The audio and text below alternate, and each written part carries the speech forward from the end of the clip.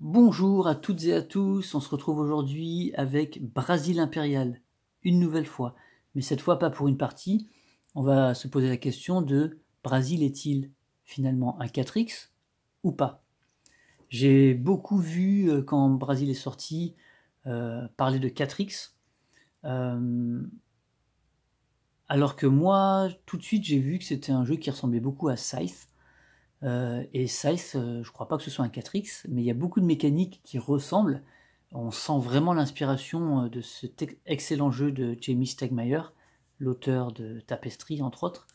Et donc, Brasil alors finalement, c'est un 4X ou pas? On va se poser la question. Donc on rappelle les 4 composantes d'un 4X, l'exploration, l'expansion, l'exploitation et l'extermination. Et puis on avait vu dans les vidéos précédentes que il y avait 2 types de jeux de civilisation, de jeux de domination, de contrôle de territoire, de ce genre-là. Il y en avait 2 types.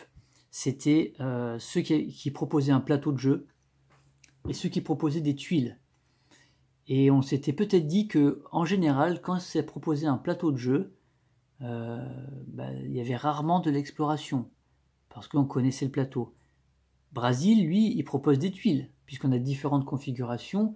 Alors je pourrais vous montrer pour les gens qui ne connaissent pas bien le jeu, mais selon le nombre de joueurs, par exemple dans le livret, il nous montre, voilà, vous placez des tuiles comme ça pour 4 joueurs. Vous prenez des tuiles que vous disposez, alors il y en a certaines qui sont numérotées, mais après les autres, pour les grosses, mais les autres, les petites, vous les prenez au hasard. Bon, elles se ressemblent toutes, hein. C'est quasiment toutes les mêmes, mais bon. Voilà, et donc on dispose notre terrain comme ça. Ça veut dire quoi ça? Ça veut dire que dès le début de la partie, on connaît la configuration de notre terrain, on connaît sa taille, d'autant qu'on place les tuiles face visible. Donc, début de partie, là c'est une config pour 2 joueurs, c'est une configuration de cartes que les connaisseurs de Brasil vont reconnaître très facilement. Pour 2 joueurs avec l'eau au milieu. Cela étant dit, c'est super beau. Hein. C'est super beau, les couleurs de ce jeu, mais j'adore quoi. C'est vraiment très très très beau. En plus, il y a le côté turquoise là, alors qu'il y a un côté qui est plus océan, mais le côté turquoise là, ça fait une espèce de baie. C'est magnifique, je trouve. Donc là, ça veut dire qu'il y a un joueur qui commence ici et un joueur qui commence ici. Donc dès le début de la partie, on sait exactement à quoi s'attendre. On sait que là, il y a des ressources de bois, là, il y a de l'or, là, il y a du bois, là, il y a de l'or. Donc, il n'y a en fait pas besoin d'explorer dans Brasil. On voit déjà tout d'avance. Donc pour moi, il n'y a pas d'exploration. Par contre, il y a des tuiles d'exploration. Alors qu'est-ce que ça veut dire que ça? En début de partie, on va prendre au hasard, parmi les différentes tuiles, il y en a pas mal, on va les placer sur le plateau, là où il y a un point d'interrogation. Mais ça a beau s'appeler tuile exploration, pour moi, c'est pas de l'exploration, ça. Voilà. Pour moi, ça, ce sont des tuiles rencontres ou des tuiles événements. Voilà. Ils les ont appelées tuiles exploration, mais moi, c'est pas exactement de l'exploration. Alors oui, certes, on va aller explorer cet endroit-là, mais pour moi, ça rentre pas dans l'exploration d'un 4X.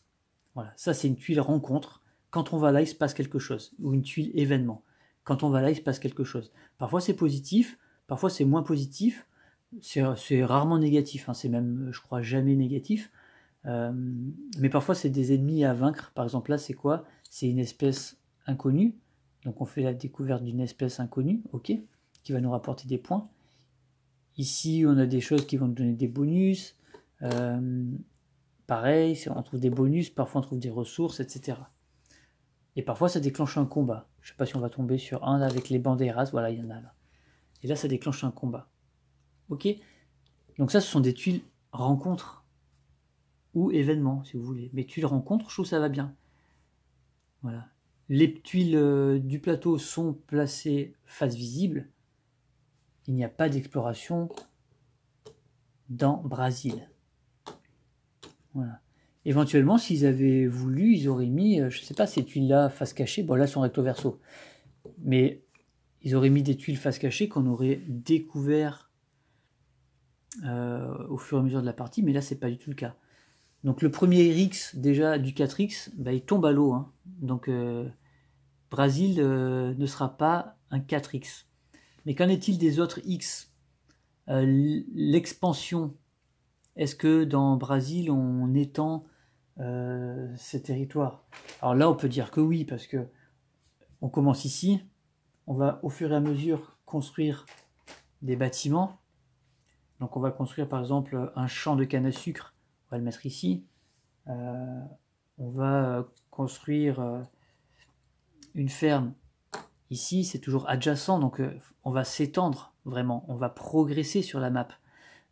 Donc là on a vraiment cette notion d'expansion. Là on peut pas le nier. Là il y a une ressource de bois, hop, on va construire une scierie. Et tout de suite, la scierie, qu'est-ce qu'elle fait? Elle est dans un bois, une scierie, ça produit du bois. Voilà.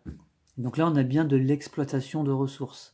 Voilà. Donc les deux X, expansion, exploitation de ressources, dans Brasil, ça, elles y sont. On va vraiment construire nos bâtiments, on va s'étendre vraiment, puisque c'est toujours adjacent, et puis on va exploiter les ressources qui sont à certains endroits. Ici, il y a de l'or, ici, il y a de l'or, ici, il y a du bois. Bon, il n'y a que deux ressources, hein. Et sur les plaines, on va produire de la nourriture, de la canne à sucre, du café, du coton, etc. Donc là, on est bon, on a 2x déjà sur 4. Le quatrième, c'est l'extermination. Est-ce que dans Brasil, il y a de l'extermination? Alors, ça va dépendre. Il faudrait peut-être définir un peu ce qu'on entend par extermination. Si c'est dans le sens exterminer un joueur, dans le sens où on va le faire perdre, on va le faire disparaître de la partie, alors Brasil, non. On n'extermine pas les joueurs. Mais ce qui est valable en jeu vidéo, c'est rarement valable en jeu de plateau. Parce que si on élimine un joueur autour de la table, ben, qu'est-ce qu'il fait pendant que les autres continuent à jouer? Il va se faire un café ou je sais pas. Non, dans les jeux de plateau, il n'y a jamais d'extermination dans le sens où on l'entend dans un jeu vidéo. Donc l'extermination du 4X, le quatrième X, c'est en fait ça va dépendre de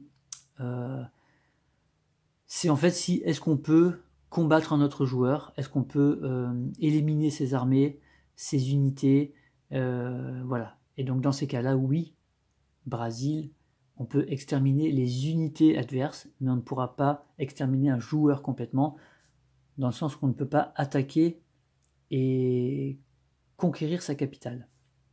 Tout le reste, on peut, hein. C'est les villes qu'il a construites, les bâtiments, tuer ses unités, tout ça, il n'y a pas de problème. Donc on a bien de l'extermination dans Brasil, et c'est important parce que il y a beaucoup de jeux où il n'y a même pas de combat entre les joueurs. Donc voilà, là c'est le cas. Donc si on résume, on a quoi? On a de l'expansion, puisqu'on va construire des bâtiments sur la carte. On a de l'exploitation de ressources, parce que ces bâtiments vont nous fournir des ressources qu'on va utiliser pour construire d'autres bâtiments ou faire d'autres actions. Donc on a bien l'exploitation de la ressource. On a l'extermination des unités adverses. Il nous manque l'exploration, parce que voilà, la carte est révélée et connue dès le début de la partie. On sait exactement où on va trouver telle ou telle ressource. Le seul petit truc, c'est les petites tuiles qui s'appellent exploration et que moi je préfère appeler les tuiles rencontres, où il va se passer un petit événement quand on va y aller. Voilà.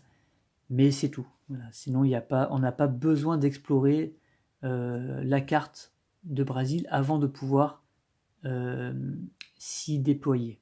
Voilà. Donc c'est ça toute la différence. Donc Brasil n'est pas un 4X. Brasil est un 3X, mais un 3X solide. C'est-à-dire que ce qu'il fait, les 3X sont très présents. Et sans qu'il y ait d'exploration, on a quand même cette impression de découverte, parce que le thème s'y prête en fait. On sent qu'on est sur des terres sauvages, voilà. Et donc comme il y a ces tuiles de rencontre, ben, ça donne du piquant et on hésite quand même à aller. Vous voyez là par exemple, il y en a 5 adjacentes. Donc on hésite quand même à aller par là-bas, on ne sait pas sur quoi on va tomber, mais en même temps, on est obligé d'y aller si à un moment on veut s'étendre. Donc voilà. Donc pour moi, c'est pas un 4x, c'est un 3x, un 3x et demi. Parfois, on peut dire ça, parce qu'on n'est pas loin. Mais non, c'est un 3x solide, un excellent jeu. Je reviendrai avec une partie solo pour battre Automato parce qu'il m'énerve. J'ai l'impression qu'il est maudit là, entre les fichiers qui sont corrompus, les défaites et tout ça. Non, je vais pas me laisser faire. Donc voilà la présentation de 4X ou pas. Et Brasil, c'est ou pas. Brasil, c'est un 3X, 3X et demi, mais un excellent jeu que je conseille vraiment aux gens qui aiment les jeux, voilà, un peu de stratégie, mais sans grosse prise de tête quand même, où on n'a pas le choix entre 10 000 actions à faire. C'est très fluide et le jeu est vraiment très beau. Il est très très beau, très coloré. Donc voilà pour Brasil, son petit épisode de 4X ou pas 4X. Et on reviendra la prochaine fois avec un autre jeu. Et d'ici là, jouez bien. Allez, ciao.